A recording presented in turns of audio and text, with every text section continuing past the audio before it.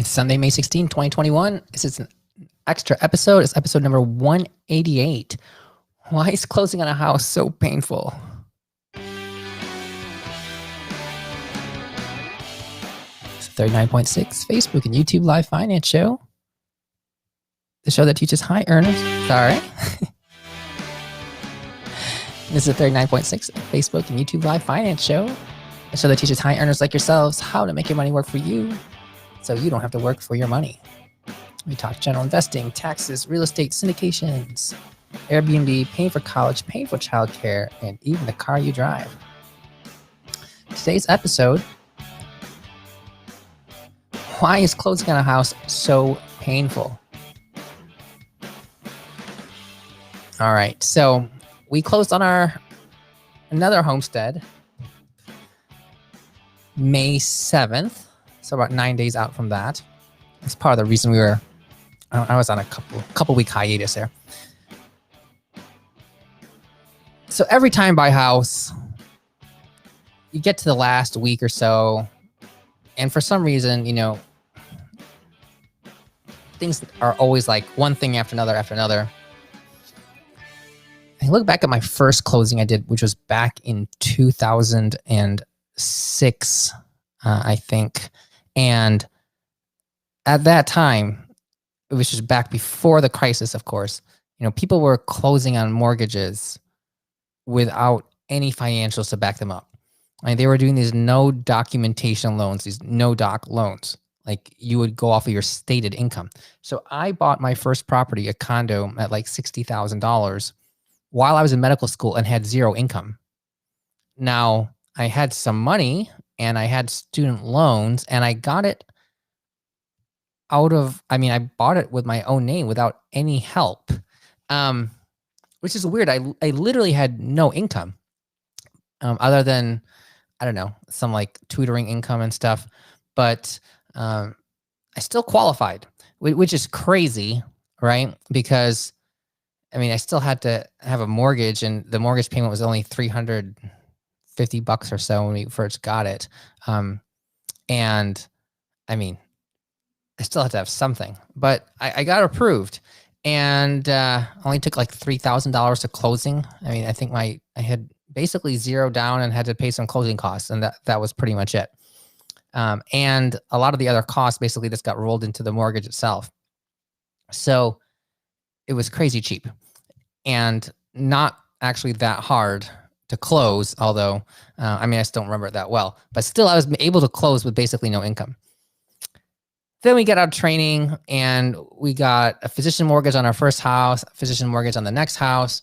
And when we got these physician mortgages, we got them, our life was so much simpler than financially. We were broke, but we had a contract, and these physician mortgages would loan us on a contract, which I think is still kind of crazy. Although the default rate for physicians, I've heard, is as low as 0.2%, like on a homestead. So very uncommon.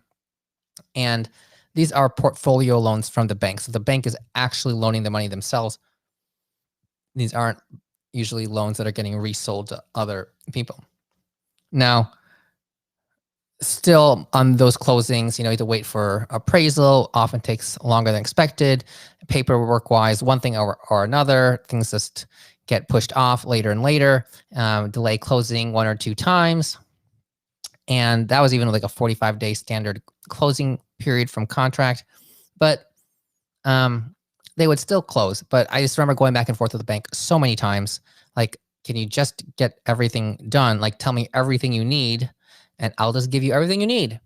Okay, so now this most recent closing, financially, life is a lot more complicated. So we have like a bunch of accounts, a bunch of businesses. They want to see all sorts of stuff. I used a local bank on the recommendation of my realtor, thinking that a local bank would be easier to get the job done. And we, on the offer, had 30 days to close, which meant this had to get done fast, and the appraisal had to get done quickly. You had a 14-day financing contingency, so that appraisal had to get done fast. And that appraisal was done within like 9 or 10 days. So that was really quick. But everything after that the last week and a half or so leading up to closing, I mean, it never went smoothly. I can't believe how much financials they wanted. Um, like the past 2 years financials, then another year. I mean, they went back to 2018 income statements. They wanted, every bank account statement multiple times. They asked for the same stuff multiple times. And then again, before closing, they want the statements again to make sure that you didn't spend money somewhere and that you still have the liquidity, and they run your credit like again to make sure you haven't opened up any new lines of credit before closing. But I just honestly could not believe how many things extra beyond like everything that we had given them they had wanted. I had to write a letter to prove that there was no HOA on one of our rental properties, and another letter to say that this is the property that we're Airbnb-ing and not a different property.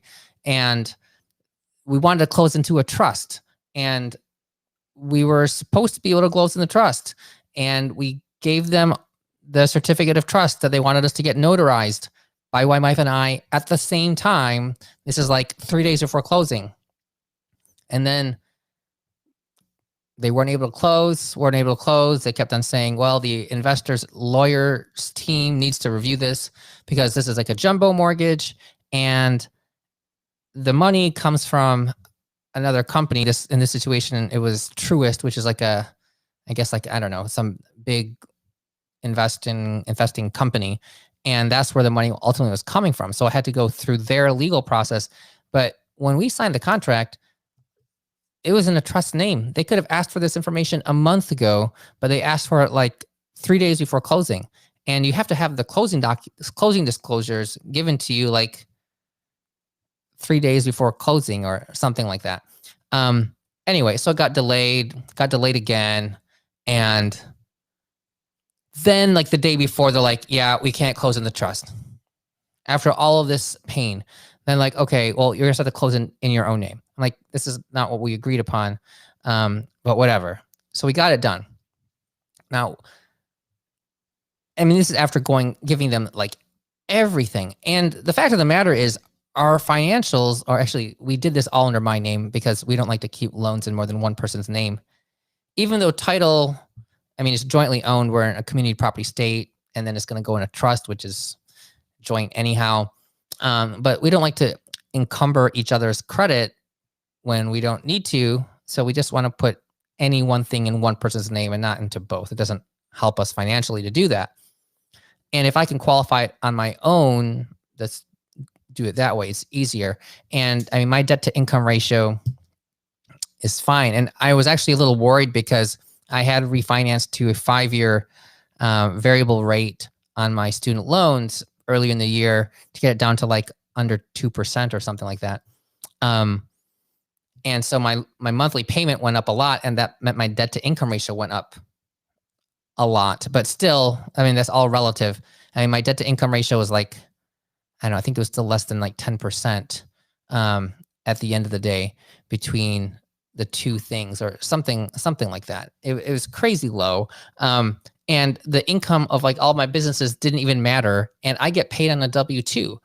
And so, I mean, all this stuff just ultimately didn't matter at all. If I just had a W-2 and nothing else, it would have been so much easier. But they want to like go through all this other stuff. Like those things have absolutely no bearing whatsoever on my ability to pay for this mortgage. But there's this rule called the golden rule. That's he or she who has the gold makes the rules. All right. And so, I mean, it's ridiculous that this underwriting process is always, always painful, asking for the same stuff over and over again. You go in circles with these people. You provide them more and more information than you could ever give them. It's like, what else could you possibly want to know?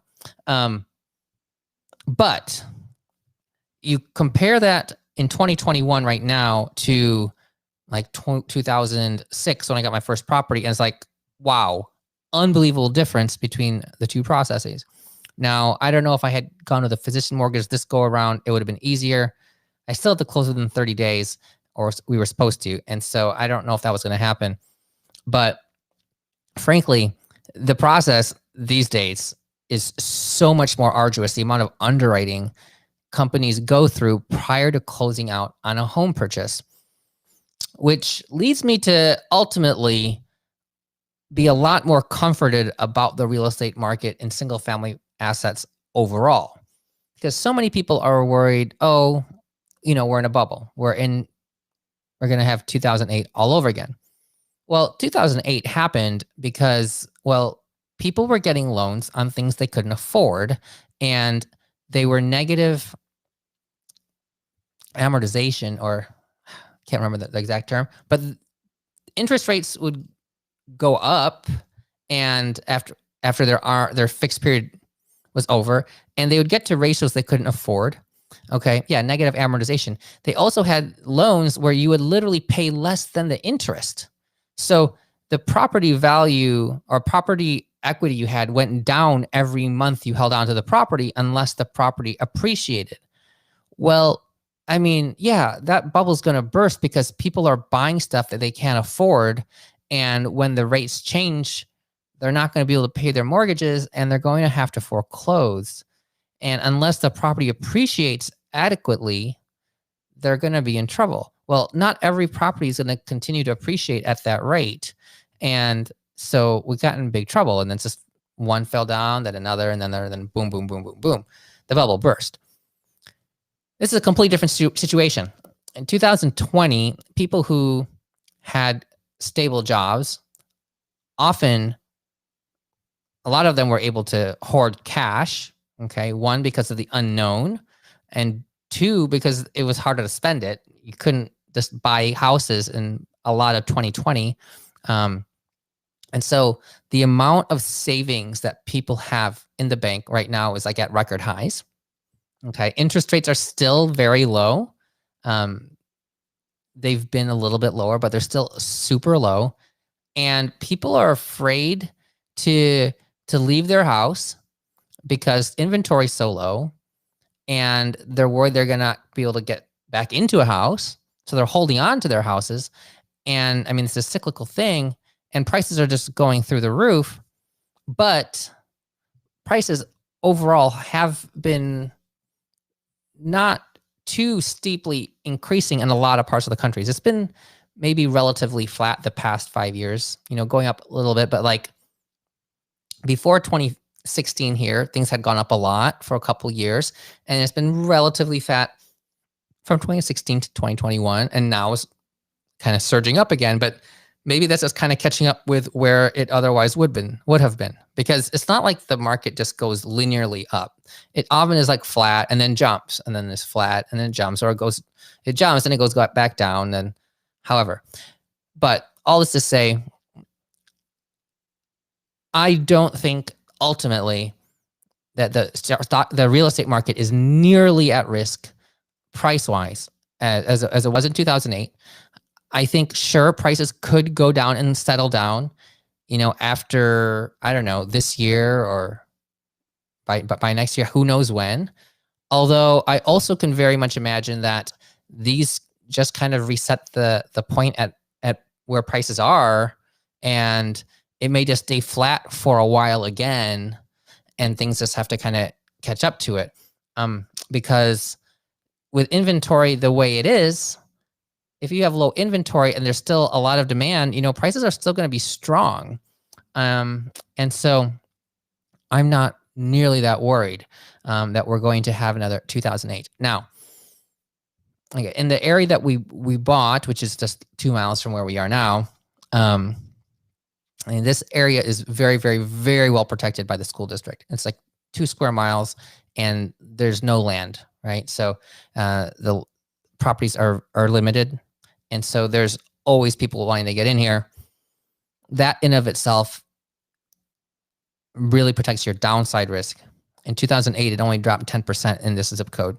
And so even if it goes down, it's not likely to go more than 10%. I would be surprised if it did. It wouldn't be impossible. But if it drips more than it did back then, that would just be very unlikely because we still have significant net growth in this area in terms of population, business, etc., that there's not really a sign of demand decreasing. And supply, at least in this fixed space, has not been increasing. And the areas in the suburbs where supply, they can build houses, they can't build them fast enough to keep up with demand, at least for right now. So it is super painful closing. And oh my gosh, I was so frustrated. But at the end of the day, it's probably better overall for the safety of real estate as a whole that the banks are underwriting far more arduously to make sure that these loans actually get paid. All right. All right, that's it for tonight. Episode number 188. Tune in. Hopefully by Tuesday, I'll do episode 189. If you have any questions, post them in the Facebook group, 39.6 Community. Until then, have a good one.